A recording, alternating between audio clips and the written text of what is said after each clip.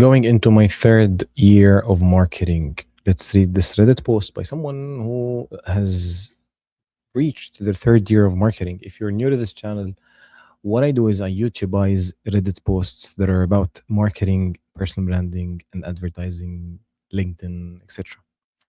So let's read out loud what it says. It goes, going into my third year of marketing.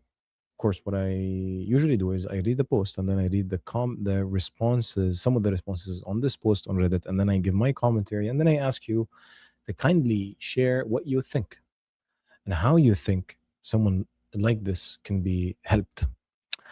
Losing my passion, don't understand a single thing. I do really enjoy the study of consumer behavior, but the manipulation tactics and competing with other ideas is exhausting. I just turned 21 and I feel like everyone my age has some kind of cool niche job, marketing position titles sound lame. Marketing position titles sound lame. Help me find my passion again. So let's see how some people replied. Of course, guys, you can feel free to pause the video and write in the comments what you think. Someone says the only people who talk about manipulation in marketing are try hard weirdos, kids who rant online about marketing being the source of all evil. It's just not what the profession is in real life. This is very, I am a real human marketing professional. And then let's see who replied. No, someone else replies, yes, but anyone ignoring psychology is a mid marketer. Positioning is all about matching USP slash unique selling point slash benefits to psychographics plus motivating prospects to act. Once you start applying psychological insights to influence behavior, as any serious marketer should be doing, aren't you splitting hairs between influence and manipulation?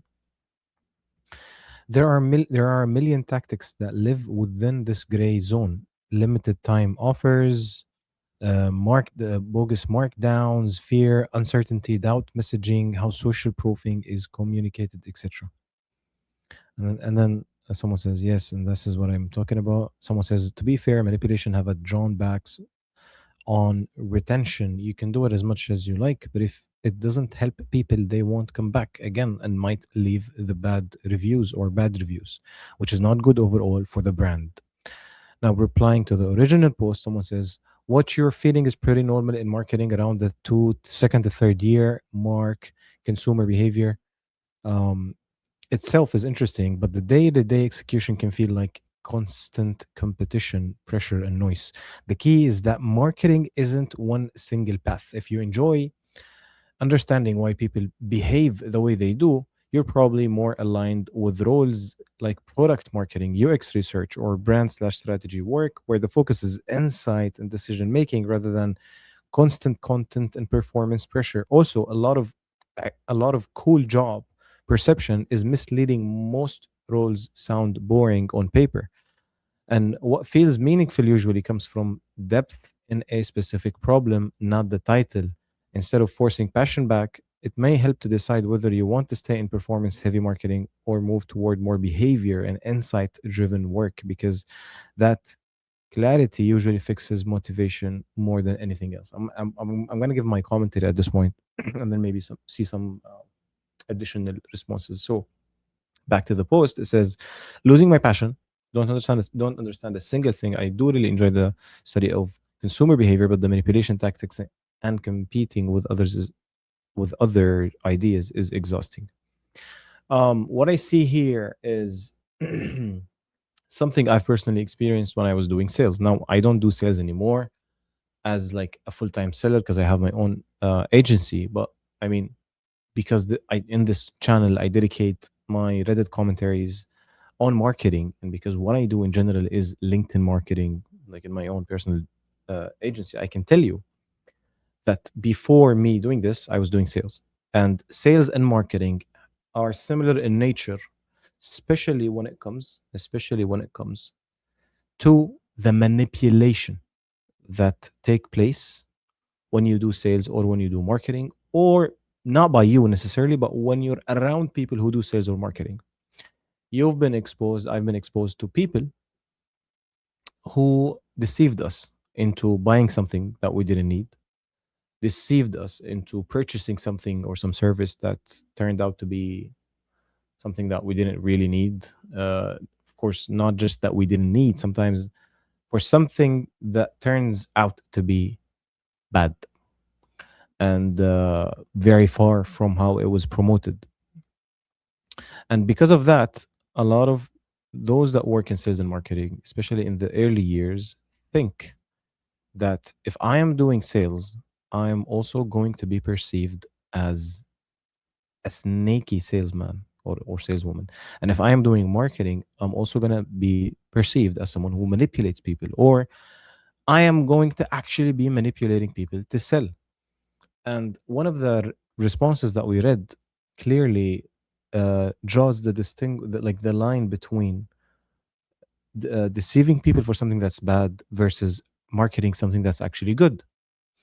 And the way I think about it is, yes, if you're selling something bad, you're going to feel like you're someone who's manipulating people all the time. If you're selling something that doesn't fix a problem, if you're selling something that doesn't help anyone in any way, shape, or form. I'm going to give you an example. I worked at a radio station and we used to sell ads. So my job was to get restaurants and local shops to actually purchase ad slots in a radio. Okay. I mean, I did sales. I did good sales, and I secured some good ads from respectable brands. But with only sale, I felt some with every sale I felt some guilt. And this is to me right now uh, is what manifests whether the thing I'm doing is deceiving or actual selling or actual marketing.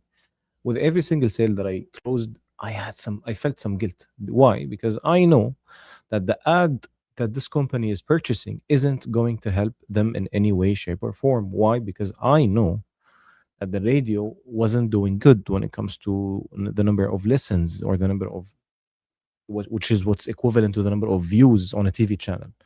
Radio channel, like radio stations, go by listens, and so I know that nobody listens to this radio station, but I worked for it and I had to do sales, and so I closed deals. But with every deal closed, I felt some guilt because if I was the business that I was selling to, I wouldn't buy the service that I'm selling. So, and because of that, if I am to give an advice to anyone who's doing marketing or sales, I'd ask them, if you were in need for this, or if you are the person you're selling to, would you purchase this service or this product? If your answer was I'm not sure, then you need to rethink what you're selling. You need to rethink the company you're working for, because you lose your soul if all you're doing 9 a.m. to 5 p.m. is lying to people and deceiving people.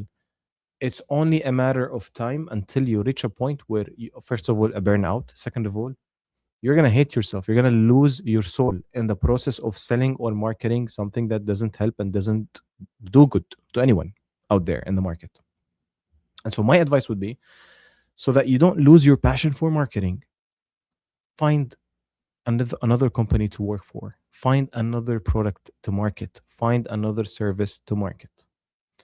But if you're but if you think or you feel that the whole marketing field is always deceitful, then we need to think, and we have to actually sit and have a conversation, because I can argue the same for any other industry. If you want to actually say and go around and say, like, let's say marketing is manipulation, well, I could say that about any industry that I have had a bad encounter with, including things that y- the general public would think, oh, this is something that people need.